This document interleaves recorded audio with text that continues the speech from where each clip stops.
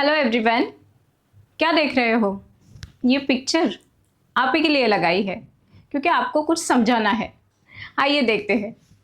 इस पिक्चर में हम देख सकते हैं कि बहुत सारे बच्चे यहाँ पे एक स्कूल बस का वेट कर रहे हैं। अब वो स्कूल बस में चढ़ के स्कूल जाएंगे, फिर स्कूल में अच्छे से पढ़ाई करके जब स्कूल ख़त्म हो जाएंगी तब उसी बस में बैठ के ये बच्चे वापस फिर से घर आ जाएंगे, है ना। मतलब हर रोज़ जो भी बच्चे स्कूल जाते हैं, जो स्कूल से दूर रहते हैं, वो ट्रांसपोर्ट फैसिलिटी लेते हैं।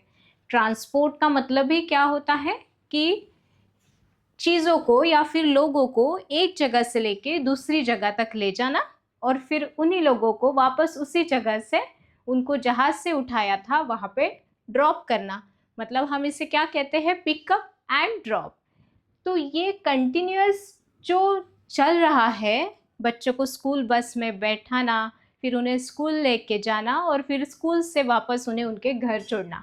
तो इस कंप्लीट प्रोसेस को हम कहते हैं ट्रांसपोर्ट। क्या कहते हैं बच्चों हम इसे? ट्रांसपोर्ट। और हम इस सिस्टम को कहेंगे जिसमें आपको बस दिखाई दे रही है, रोड्स दिखाई दे रहे हैं, जिसमें बच्चे बैठ रहे हैं, ये कंप्लीट एक क्या चलता है, ऐसा सिस्टम चलता है और हम इसे कह सकते हैं ट्रांसपोर्ट सिस्टम। क्या कहेंगे हम इसे? ट्रांसपोर्ट सिस्टम, जहाँ पे एवरीडे बच्चे स्कूल बस में बैठ के स्कूल जाते हैं और स्कूल ख़त्म होने के बाद वापस घर लौटते हैं उसी बस से। तो इस कंप्लीट प्रोसेस को, इस कंप्लीट सिस्टम को हम कहते हैं ट्रांसपोर्ट सिस्टम। और कुछ ऐसी ही ट्रांसपोर्ट सिस्टम प्रेजेंट होती है हमारी आपकी बॉडी में, जो 24/7 नॉन स्टॉप काम करती रहती है और जिसे हम और आप जानते हैं सर्कुलेटरी सिस्टम इस नाम से। जी हाँ, आज का हमारा टॉपिक है सर्कुलेटरी सिस्टम। तो आइए जानते हैं हमारी बॉडी में ये ट्रांसपोर्ट सिस्टम कैसे वर्क करता है। तो सबसे पहले देखेंगे कि सर्कुलेटरी सिस्टम होती क्या है। तो बच्चों, हम सबको पता है कि हम सबको ज़िंदा रहने के लिए फूड और ऑक्सीजन की बहुत ज़्यादा ज़रूरत होती है। तो जो भी फूड हम खाते हैं उसमें से जो भी न्यूट्रिएंट्स हमें मिलते हैं, उन न्यूट्रिएंट्स को बॉडी के हर पार्ट की तरफ ले जाने का, और ऑक्सीजन जो हम ब्रीद इन करते हैं एयर, उसमें से जो ऑक्सीजन मिलता है वो ऑक्सीजन हर एक बॉडी पार्ट को सप्लाई करने का काम करता है ये ट्रांसपोर्ट सिस्टम, जिसे हम जानते हैं सर्कुलेटरी सिस्टम इस नाम से। तो आइए देखते हैं क्या होती है circulatory system. What is circulatory system? Circulatory system is basically the transport system. एक पूरा सिस्टम होता है जिसे हम कहते हैं transport system of our body, composed of, जो कि बनी हुई होती है heart, blood vessels and blood. It acts as a specialized network that transports nutrients, oxygen and waste products throughout the body. हमारी बॉडी में एक नेटवर्क की तरह ये सर्कुलेटरी सिस्टम, ये ट्रांसपोर्ट सिस्टम काम करती है, जो कि throughout the body nutrients, oxygen and waste product का ट्रांसपोर्ट करती रहती है. It is also called the cardiovascular system. और इसी सर्कुलेटरी सिस्टम को बच्चों हम कहते हैं कार्डियोवास्कुलर सिस्टम. अब इसे क्यों कहते हैं कार्डियोवास्कुलर सिस्टम? क्योंकि कार्डियो का मीनिंग होता है हार्ट और वास्कुलर का मीनिंग होता है ब्लड वेसल्स. तो इस ट्रांसपोर्ट सिस्टम के, इस सर्कुलेटरी सिस्टम के ये प्राइमरी कंपोनेंट्स है और इन्हीं कंपोनेंट से ये सिस्टम बनी हुई है, इसलिए हम इसे कहते हैं cardiovascular system. So this is about what is circulatory system. अब नेक्स्ट देखते हैं main parts of the circulatory system. Circulatory system के 3 मेन पार्ट्स होते हैं, ब्लड, ब्लड वेसल्स और हार्ट. अब हम वन बाय वन देखेंगे ब्लड क्या होता है, ब्लड वेसल्स क्या होती है और हार्ट क्या होता है. तो सबसे पहले देखते हैं ब्लड. ब्लड क्या होता है? अ फ्लूइड टिश्यू. इसे हमने क्या कहा? Fluid tissue. फ्लूइड का मतलब ही होता है the substance which can flow. तो हमने इसे सिर्फ लिक्विड क्यों नहीं कहा? क्योंकि ब्लड में लिक्विड पार्ट के साथ प्रेजेंट होता है, कुछ गैसेस भी प्रेजेंट होते हैं, इसलिए हमने इसे कहा fluid tissue. Comprising plasma and blood cells that carries oxygen, digested food and waste. ये बना हुआ होता है प्लाज्मा से और ब्लड सेल से, जो कि ऑक्सीजन, डाइजेस्टेड फूड और न्यूट्रिएंट्स को कैरी करता है through out the body. It consist of 2 part. अब हमारा जो ब्लड होता है बच्चों, ये 2 पार्ट से बना हुआ रहता है. इसका जो लिक्विड पार्ट होता है उसे कहते हैं हम plasma. Liquid part of blood is called plasma. और जो दूसरा पार्ट होता है उसे हम कहते हैं corpuscles. Corpuscles are nothing but the cells जो कि इस प्लाज्मा में सस्पेंडेड होते हैं। तो आइए देखते हैं अब ये प्लाज्मा क्या होता है। Plasma is the liquid straw coloured part of the blood. क्या कहा प्लाज्मा को?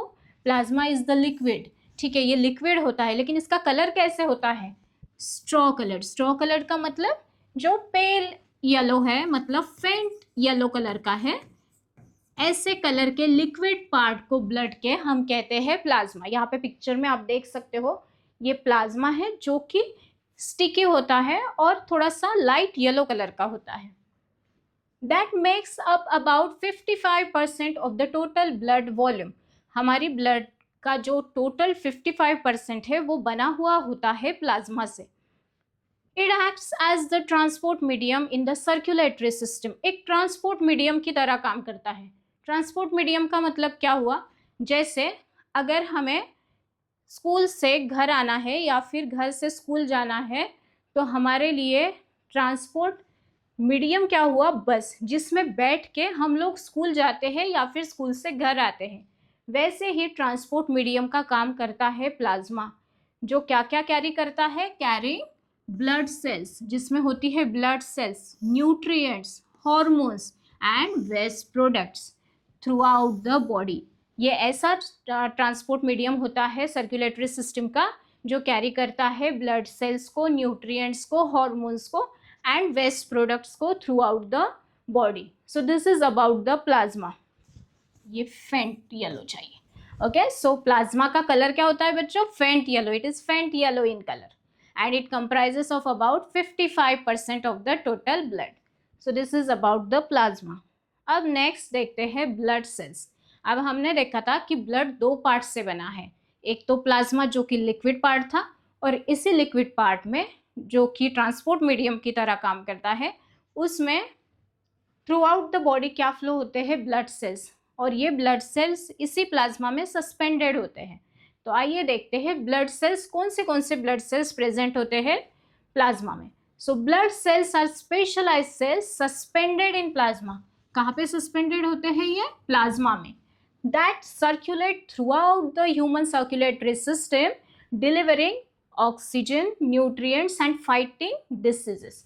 मतलब ये throughout the human circulatory system क्या डिलीवर करने का काम करते हैं?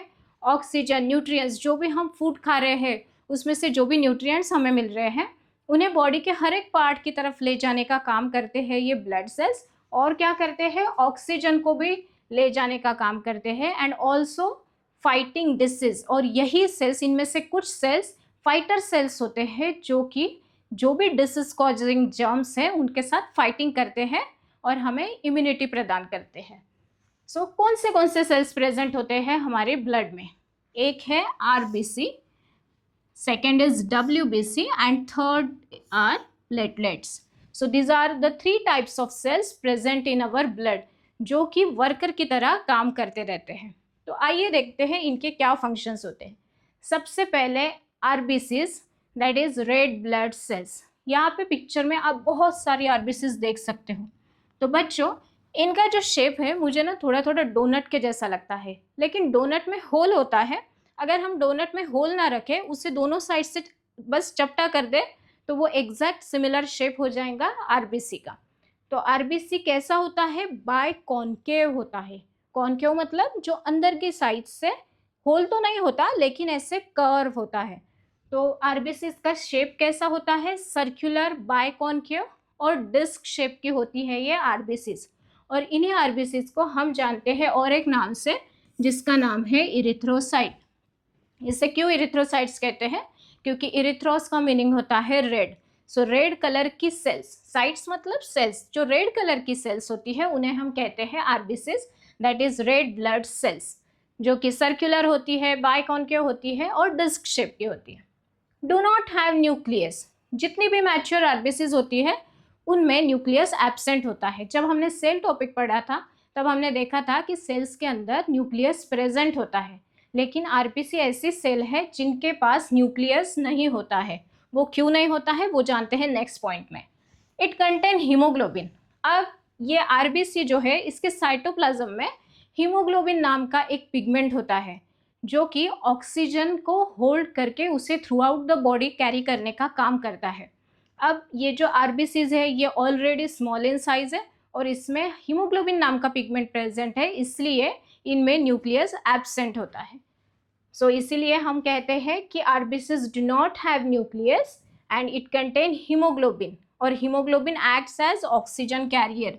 हीमोग्लोबिन नाम का जो पिगमेंट प्रेजेंट होता है आरबीसी में वो throughout the body oxygen carry करने का काम करता है।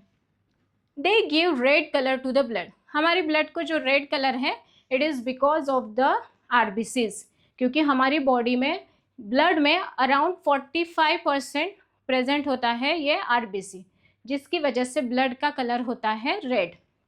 So this is about the RBCs. अब नेक्स्ट देखते हैं डब्ल्यूबीसीज। डब्ल्यूबीसीज आर ऑल्सो कॉल्ड ल्यूकोसाइट्स। डब्ल्यूबीसीज को हम ल्यूकोसाइट्स भी कहते हैं। ल्यूको का मीनिंग होता है वाइट, तो जो वाइट सेल्स हैं उन्हें हम कहते हैं white blood cells, that is डब्ल्यूबीसीज या तो फिर ल्यूकोसाइट्स। अब जनरली डब्ल्यूबीसीज जो है ये माने जाते हैं कलरलेस, लेकिन फिर भी हमने उन्हें कैटेगराइज किया as white blood cells. This are larger than RBCs. ये आरबीसीज से कंपेयर अगर करें आरबीसीज से इन्हें, तो उनके साइज के मुकाबले ये थोड़े लार्जर होते हैं क्योंकि इनमें प्रेजेंट होता है न्यूक्लियस। ओके, यहाँ पे लिखा है they have nucleus and they are colourless, क्योंकि इनमें जैसे आरबीसीज में हीमोग्लोबिन नाम का पिगमेंट प्रेजेंट था वैसा कोई पिगमेंट डब्ल्यूबीसीज में प्रेजेंट नहीं होता है, इसीलिए इनको कहा जाता है कलरलेस। अब इनके फंक्शंस क्या है एक एक करके समझते हैं। सबसे पहला फंक्शन है protect from disease causing germ. ये हमें डिसीज कॉजिंग जर्म से प्रोटेक्ट करता है। जब भी आपकी बॉडी में कोई इन्फेक्शन होता है, जब भी कोई बैक्टीरिया या फिर जर्म जिसे हम पैथोजन भी कहते हैं आपकी बॉडी में एंटर करता है, तब ये वाइट ब्लड सेल्स एक्ट करती है एज अ फाइटर सेल्स, और वो उनके साथ फाइट करके हमारी बॉडी को डिसीज होने से बचाती है। तो इसीलिए कहा गया है protect from disease causing germs. अब ये कैसे प्रोटेक्ट करता है? इट प्रोवाइड इम्यूनिटी, ये रोग प्रतिकारक क्षमता भी हमें प्रदान करता है। Engulf and digest germs and produce antibodies. अब ये जो लास्ट के दो फंक्शंस है actually this are the two types कि हमें डब्ल्यूबीसीज कैसे डिसीज कॉजिंग जर्म्स से बचाते हैं। तो एक है, अगर ये डब्ल्यूबीसी है, वाइट कलर ले लेते, if this is WBC okay and this is disease causing germ, तो ये डब्ल्यूबीसी क्या करती है, ये इस जर्म को सराउंड कर लेती है हर तरफ से और इसे इस जर्म को डाइजेस्ट कर देती है या फिर इसे किल कर देती है, जिसे हम कहते हैं एंगल्फिंग ऑल्सो। ओके, तो डब्ल्यूबीसी ऐसे जर्म्स को एंगल्फ करता है, उनकी सेल्स को डाइजेस्ट कर देता है, दिस इज वन वे। और दूसरा है कि ये एक केमिकल तैयार करता है जिसे कहा जाता है एंटीबॉडीज, जो भी हेल्प करता है बैक्टीरिया या फिर किसी भी इन्फेक्शन के साथ लड़ने के लिए, बॉडी को उससे प्रोटेक्ट करने के लिए। Okay, so this is about the fighter cell. हम डब्ल्यूबीसीज को फाइटर सेल्स भी कहते हैं क्योंकि वो डिसीज कॉजिंग जर्म्स से फाइटिंग करते हैं। So this is about the डब्ल्यूबीसीज। अब हमारी नेक्स्ट सेल है प्लेटलेट्स। प्लेटलेट्स ये as compare to RBCs and डब्ल्यूबीसीज स्मॉलेस्ट होते हैं, इनका साइज बहुत छोटा होता है एज कंपेयर टू डब्ल्यूबीसीज and RBCs. We also called it thrombocytes. हम इन्हें और क्या कहते हैं, थ्रोम्बोसाइट्स। क्यों कहते हैं? क्योंकि थ्रोम्बस का मीनिंग होता है क्लॉट। थ्रोम्बस का मीनिंग होता है क्लॉट। जो सेल्स, साइट्स में सेल्स, जो सेल्स क्लॉट तैयार करते हैं ऐसे सेल्स को कहा जाता है थ्रोम्बोसाइट्स, या फिर हम उन्हें जानते हैं प्लेटलेट्स इन नाम से। Smallest blood cells, this are the smallest, जैसे कि मैंने आपको बताया, help in clotting of blood. अब जब भी आपको वुंड होता है, मतलब आपकी बॉडी में कहीं पे भी इंजरी होती है तो वहाँ से ब्लीडिंग होता है, तभी प्लेटलेट्स क्या होती है, ये जो प्लेटलेट्स है ये वहाँ पे क्लॉट तैयार करती है, एक थिक सब्सटेंस तैयार करती है जिसे हम क्लॉट कहते हैं, और इस वजह से जो ब्लीडिंग हो रहा है वो स्टॉप हो जाता है। मतलब ये वहाँ पे क्लॉट तैयार करके एक थिक सब्सटेंस जिसे हम क्लॉट कहते हैं उसे तैयार करके उस एरिया को कवर कर देती है, जिसकी वजह से ज़्यादा ब्लड लॉस नहीं होता है। So it prevent excessive blood loss. ऐसे ये क्या करता है, एक्सेसिव ब्लड लॉस को प्रिवेंट करता है। Prevent entry of germs through wounds and also blood loss को रोकने के साथ साथ ये उसी जगह पे जो क्लॉट रेडी किया है वो इतना थिक होता है कि वहाँ से कोई बैक्टीरिया उस वुंड से बॉडी में एंटर नहीं कर सकता है. तो this is the another function of platelets. It prevents entry of germs. Germs की एंट्री को रोकता है through wounds. So this is about the platelets. तो ऐसे हमने देखी 3 सेल्स, आरबीसीज, डब्ल्यूबीसीज एंड प्लेटलेट्स. आरबीसीज में प्रेजेंट होता है हीमोग्लोबिन जो कि हेल्प करता है बॉडी में हर जगह ऑक्सीजन कैरी करने के लिए. और सेकेंड देखा डब्ल्यूबीसीज, जिन्हें हमने कहा फाइटर सेल्स. जब भी कोई जर्म या फिर डिसीज कॉजिंग बैक्टीरिया आपकी बॉडी में एंटर करेगा तो डब्ल्यूबीसी उन्हें खा जाते हैं, उन्हें एंगल्फ करते हैं, उनकी सेल को डाइजेस्ट कर देते हैं, या तो फिर बॉडी में एंटीबॉडीज तैयार करते हैं जो भी हेल्प आते हैं इन डिसीज कॉजिंग जर्म्स को किल करने के लिए. और थर्ड सेल देखिए हमने प्लेटलेट्स, जो कि स्मॉलेस्ट इन साइज है as compare to RBCs and डब्ल्यूबीसीज, और जो बॉडी में एक्सेसिव ब्लड लॉस नहीं होने देती है बाय फॉर्मिंग क्लॉट, वहाँ पे क्लॉट तैयार करके. ठीक है. So this is about the sales present in the blood. अब हम इन टोटल जितने भी हमने ब्लड के पार्ट्स देखे, फिर वो प्लाज्मा हो या फिर ब्लड सेल्स, ऐसे इन टोटल ब्लड के जो फंक्शंस होते हैं उन्हें एक बार पढ़ लेते हैं.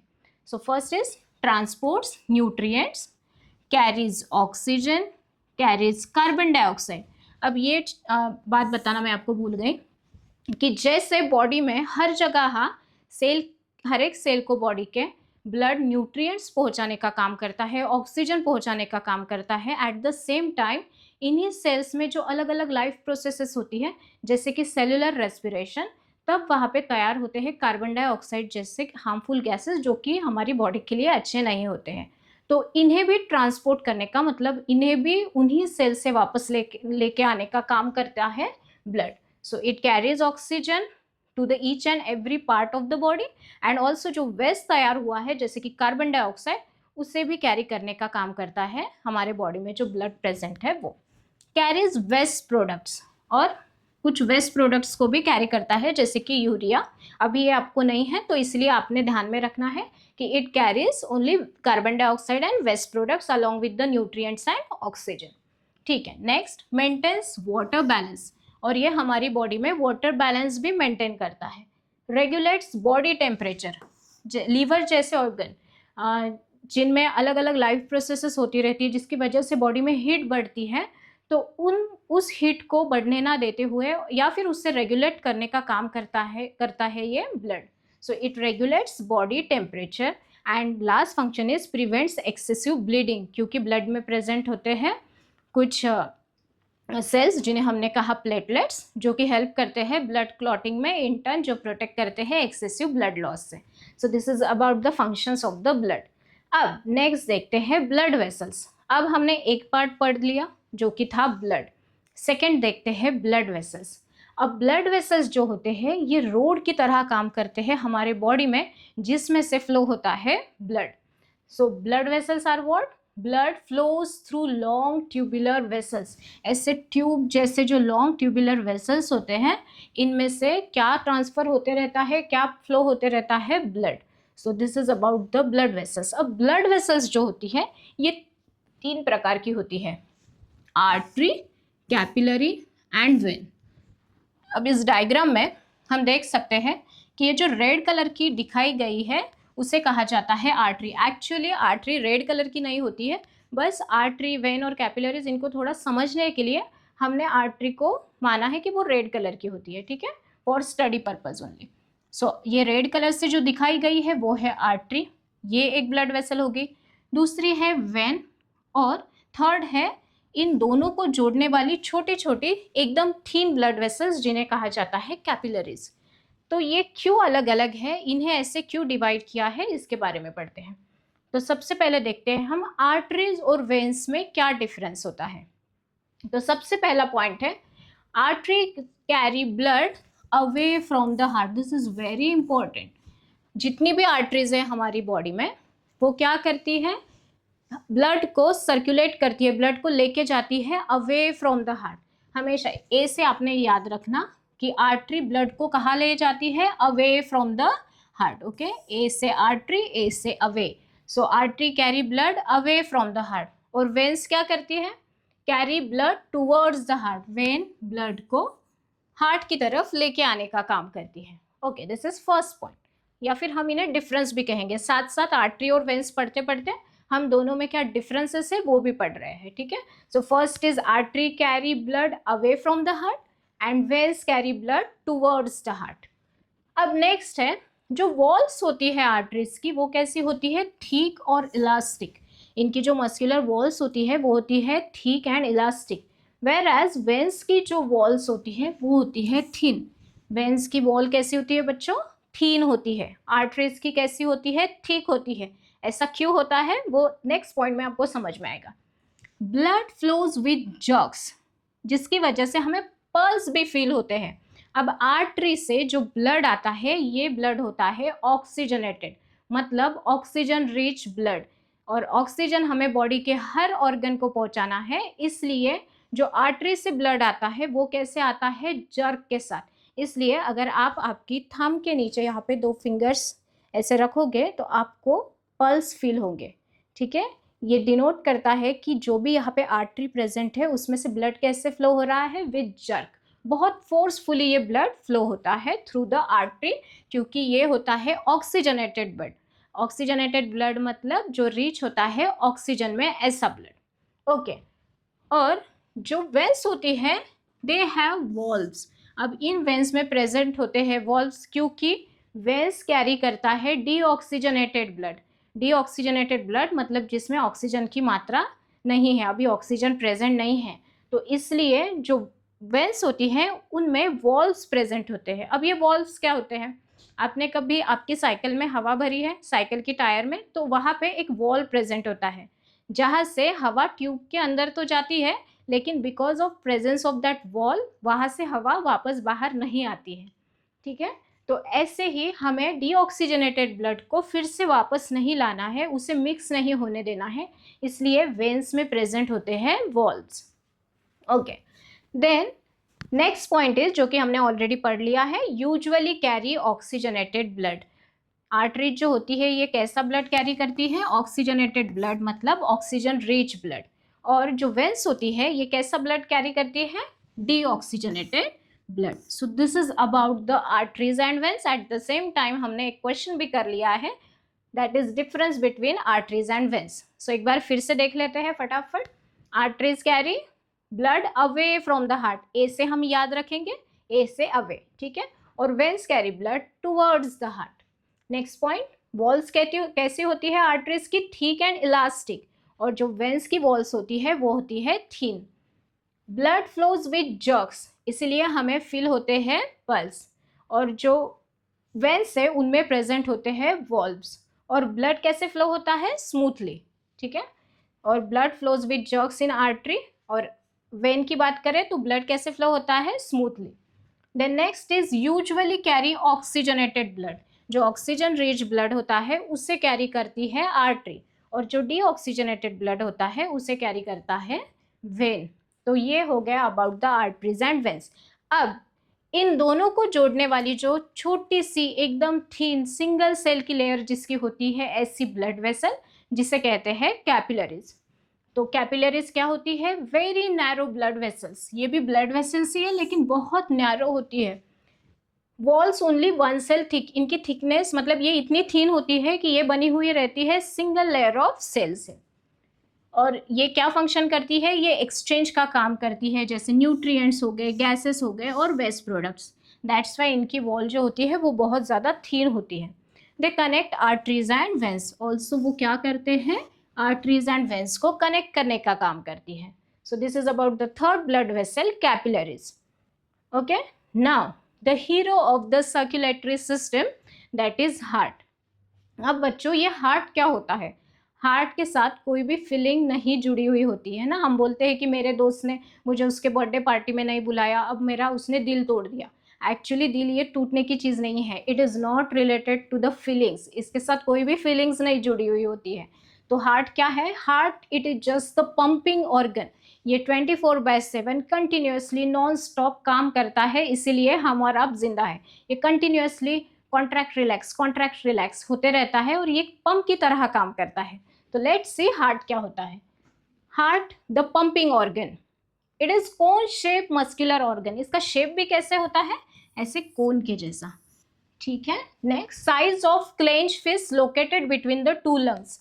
अब इसका साइज कितना होता है, अगर आपने आपकी ऐसी फिस्ट बनाई आपके हाथों की, तो इसका जितना साइज है उतना साइज होता है आपकी हार्ट का, ठीक है। अप्रोक्सीमेटली इतनी साइज क्या होता है आपका हार्ट। और ये कहाँ पे प्रेजेंट होता है, बिटवीन टू लंग्स, हमारी जो दोनों साइड लंग्स होती हैं वहाँ पे उनके बिटवीन प्रेजेंट होता है heart. Okay, next, slightly tilted to the left, और ये थोड़ा सा टिल्टेड होता है लेफ्ट साइड की तरफ, स्लाइटली, एग्जैक्टली सेंटर में नहीं होता है, it is slightly tilted towards the left. Okay, it is protected by rib cage, और इस ऑर्गन को किसने प्रोटेक्ट किया हुआ होता है, आपकी जो पसलियाँ होती है उनसे जो पिंजरा तैयार होता है जिसे हम रिब केज कहते हैं, उनसे कवर होता है ये ऑर्गन, जो कि बहुत ही ज़्यादा इंपॉर्टेंट काम करता है हमारी बॉडी में। Next, made of cardiac muscles, ये बना हुआ रहता है मसल्स से जिन्हें हम कहते हैं कार्डियक मसल्स। और फंक्शन क्या होता है हार्ट का, जो कि मैंने आपको पहले भी बताया, it is the pumping organ of the body, so it pump blood through out the body, पूरी बॉडी में ब्लड को पंप करने का काम करता है जो हमारी बॉडी में प्रेजेंट है ये हार्ट नाम का organ. Okay, so this is about the heart. और इसका जो वेट होता है ये आपको याद नहीं रखना है, बस एक सुन लो, इसका वेट जो होता है ये अराउंड 250 to 300 या फिर 350 ग्राम तक होता है, ठीक है, मेल्स में। और ये फीमेल्स में होता है कुछ तो भी 230 ग्राम टू 280 ग्राम्स। सो ये जैसी हेल्थ है पर्सन की, सो अडल्ट में पर्सन वाइज हेल्थ का जो साइज है, जो वेट है, वो कम ज़्यादा रहता है। Okay, so this is about the heart. अब नेक्स्ट है chambers of heart, this is very very important. Okay, यहाँ पे चेम्बर्स दिखाए हैं, लेकिन हम फिर से एक बार इसकी डायग्राम ड्रॉ करके अच्छे से समझेंगे, तो आप सबको ध्यान देना है। तो देखो, ये जो अपर चेम्बर्स होते हैं, ठीक है, हार्ट को टोटली 4 चेम्बर्स होते हैं बच्चों, हार्ट बना हुआ रहता है 4 चेम्बर से। जो अपर चेम्बर रहता है उन्हें हम कहते हैं एट्रियम। क्या कहा जाता है उन्हें, एट्रियम या फिर ऑरिकल्स, ठीक है। Upper, the heart has 4 chambers, upper chambers को कहते हैं ऑरिकल्स या फिर एट्रिया। एक रहा तो एट्रियम, दोनों की बात करें तो हम कहेंगे उसे एट्रिया, तो अपर चेम्बर्स को हम कहेंगे ऑरिकल्स, ठीक है। और जो लोअर चेम्बर्स होते हैं उन्हें हम जानते हैं वेंट्रिकल्स, या फिर हम उन्हें कहते हैं वेंट्रिकल्स। ओके, ये लोअर चेम्बर्स अपर चेम्बर्स से साइज में थोड़े बड़े होते हैं। सो लोअर चेम्बर्स को हमने कहा बच्चों वेंट्रिकल्स, अपर चेम्बर को कहा ऑरिकल्स, और जो लोअर चेम्बर्स है उन्हें कहा वेंट्रिकल्स। और ये जो चेम्बर्स होते हैं ये एक दूसरे से सेपरेटेड होते हैं बाय द सेप्टम, ठीक है। यहाँ पे एक ऐसा मस्कुलर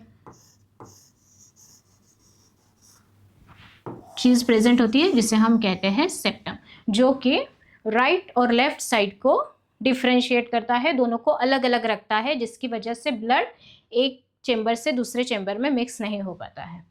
अब ये जो ये साइड है, आप देख रहे होंगे कि मैंने इसे ब्लू कलर से ड्रॉ किया है, क्यों, क्योंकि जो राइट साइड होती है हार्ट की, इसे हम कहेंगे राइट साइड, ये राइट साइड में प्रेजेंट होता है डीऑक्सीजनेटेड ब्लड, मतलब बॉडी से जो भी डीऑक्सीजनेटेड ब्लड आएगा वो कहाँ पे जाएगा, in the right side of the heart, so that's why हमने उसे ब्लू कलर से डिनोट किया। और जो लेफ्ट साइड होती है, लेफ्ट एट्रियम और लेफ्ट वेंट्रिकल, उनमें प्रेजेंट होता है ऑक्सीजनेटेड ब्लड। और अब इस लेफ्ट वेंट्रिकल से जो ऑक्सीजनेटेड ब्लड है वो जाएगा कंप्लीट बॉडी को, ठीक है। इसका ये सर्कुलेशन कैसे होता है, कैसे राइट एट्रियम में डीऑक्सीजनेटेड ब्लड आता है, फिर वो कैसे ऑक्सीजनेटेड बनता है, इस ब्लड सर्कुलेशन को हम पढ़ेंगे हमारे नेक्स्ट वीडियो में। अभी बस हमें जो हार्ट के 4 चेम्बर्स है उन्हें पढ़ना है। तो अपर 2 चेम्बर्स को हमने क्या कहा बच्चों, एट्रियम या फिर ऑरिकल्स। ओके, राइट है तो हम उससे राइट ऑरिकल कहेंगे, लेफ्ट है तो लेफ्ट ऑरिकल कहेंगे। और लोअर चेम्बर्स को हमने कहा ventricles, lower chambers are called ventricles. वैसे ही अगर राइट साइड का है तो right ventricle and left side का है तो लेफ्ट वेंट्रिकल, जो कि डिवाइड किया जाता है by the septum. Next is right side carries deoxygenated blood, इसमें कौन सा ब्लड प्रेजेंट होता है, deoxygenated blood. And left side contains oxygenated blood. जो लेफ्ट साइड होता है हार्ट का उसमें प्रेजेंट होता है oxygenated blood. And blood does not mix, जैसे कि मैंने आपको बताया यहाँ पे ये जो थिक सेप्टम प्रेजेंट है, इसकी वजह से जो ऑक्सीजनेटेड ब्लड है और डीऑक्सीजनेटेड ब्लड है वो एक दूसरे के साथ मिक्स नहीं होता है। So this is everything about the chambers of the heart. Okay, upper chambers को क्या कहा बच्चों हमने? Auricles. Upper chambers are called auricles या फिर एट्रिया, और जो लोअर चेम्बर्स होते हैं उन्हें हमने कहा ventricles. So this is about the chambers of heart. यहाँ तक हमने देखा कि सर्कुलेटरी सिस्टम क्या होती है, सर्कुलेटरी सिस्टम के पार्ट्स देखे, और उसमें भी हमने देखा कि ब्लड क्या होता है, ब्लड किससे बना हुआ रहता है। उसमें दो चीज़ें देखी, प्लाज्मा और सेल्स। देन हमने देखा अबाउट द ब्लड वेसल्स, जिसमें हमने देखी आर्टरी, वेंस और कैपिलरीज। और जो मेन हीरो है इस सर्कुलेशन का, जिसे हम कहते हैं पंपिंग ऑर्गन यानी कि हार्ट, उसके बारे में जाना हमने सब कुछ। अब हमारे नेक्स्ट वीडियो में हम पढ़ने वाले हैं अबाउट द सर्कुलेशन। ये सर्कुलेशन कैसे होता है, कैसे डीऑक्सीजनेटेड ब्लड हार्ट के पास आता है, और फिर वो कैसे ऑक्सीजनेटेड बन के कंप्लीट बॉडी में सर्कुलेट होता है। तो मिलते हैं हमारे नेक्स्ट वीडियो में।